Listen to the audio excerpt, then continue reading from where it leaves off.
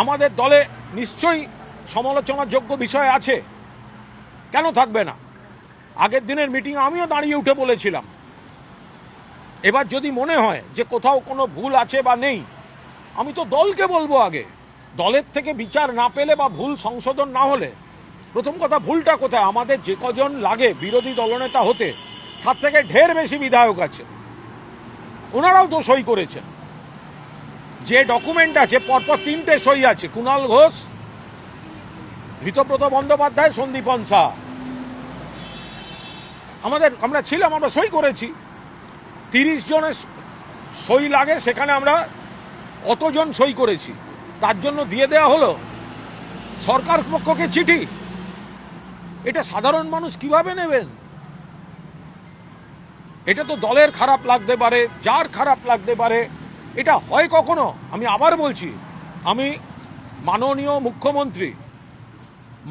মুখ্যমন্ত্রী শুভেন্দু অধিকারীকে ধন্যবাদ দিচ্ছি যে আমরা যেমন দল বিরোধী কাজের অভিযোগে দল তাদের এক্সপেল করেছেন, তিনি সেটাকে জাস্টিফাই করে দিয়েছেন যে সদ্য জেতা 20 দিন বয়সী এমএলএরা, ফার্স্ট টাইম এমএলএ 20 দিন বয়স, তারা প্রথমেই দলের থেকে অন্যদিকে তারা চিঠি দিচ্ছে।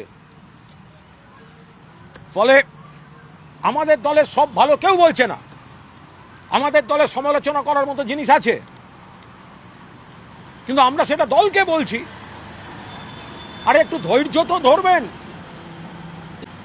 একটা মিটিংয়ের পর সঙ্গে সঙ্গে চিঠি, সঙ্গে সঙ্গে গিয়ে দিল্লিতে গ্যারেজে দাঁড়িয়ে থাকা।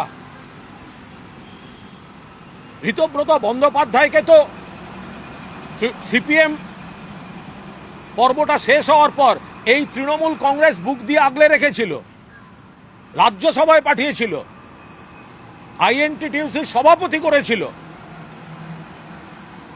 তার একবার মনে হলো না তাকে টিকিট দিয়ে জিতিয়ে এনেছে, জিতলে তো তিনি মন্ত্রী হতেন। সবসময় ক্ষমতার সঙ্গে থাকতে হবে, ক্ষমতার গুডবুকে থাকতে হবে। দলটা যখন ক্ষমতায় ছিল আমরা সব বিরাটভাবে আমরা ক্ষমতায় থাকবো, পদে থাকবো।